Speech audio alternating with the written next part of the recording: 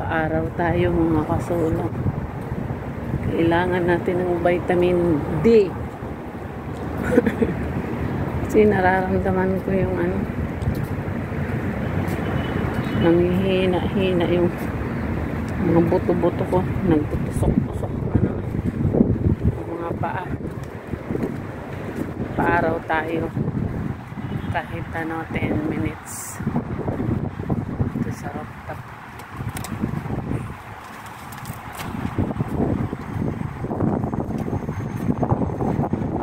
Lakas ng hangin mga kasolo. Ito ang lakas ng hangin. Ano na dito, 12 na ng tanghali.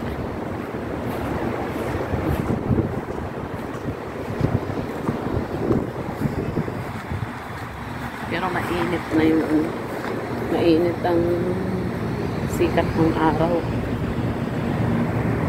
Yan. Nag-umpisa na naman ako magtanim. Mint. May mint.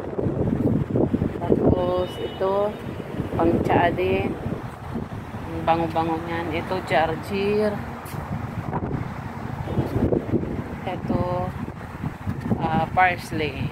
Parsley? Parang ano yun eh. Parang coriander yung tumubo. Kainit tayo kahit 10 minutes.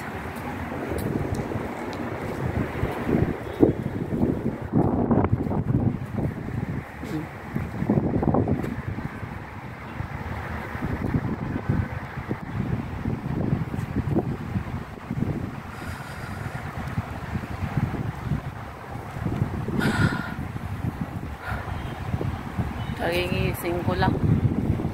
12:00 na. Kasi yung lola magdamag, walang tulog. 2 beses siya kumain magdamag. Nagpaluto. Hanggang 7:00 ng umaga. Diyos ko.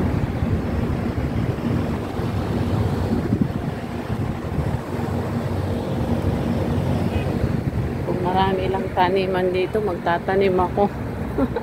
Wala eh, puro simento.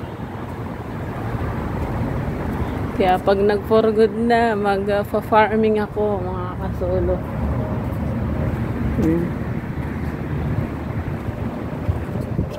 Ayun o.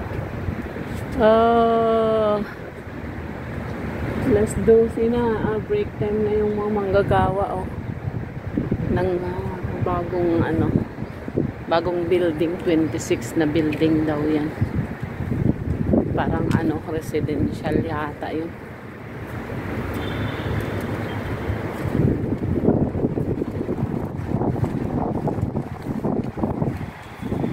Isang ikot pa. Isang ikot pa. I need sunlight. Kasi ayoko uminom ng vitamins na capsule. Gusto ko yung vitamin D from the sun.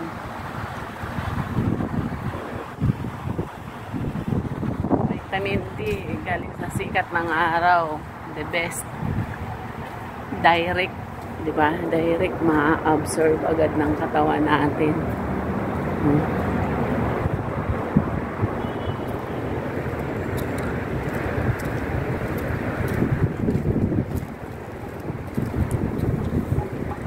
Ikot tayo. Isang ikot na lang. Mahapdi na balat ko. Isang ikot na lang.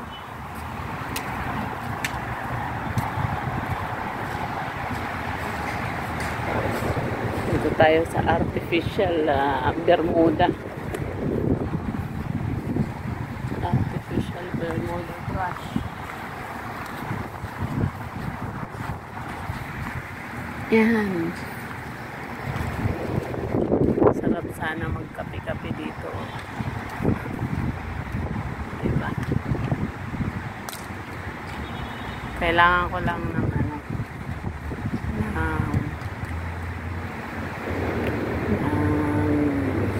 mainitan yung katawan ko, maarawan ba.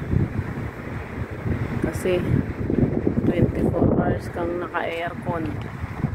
Masakit sa ano, ano tawag nito, sa mga balat, sa balat, masakit sa balat. Hala, bye bye.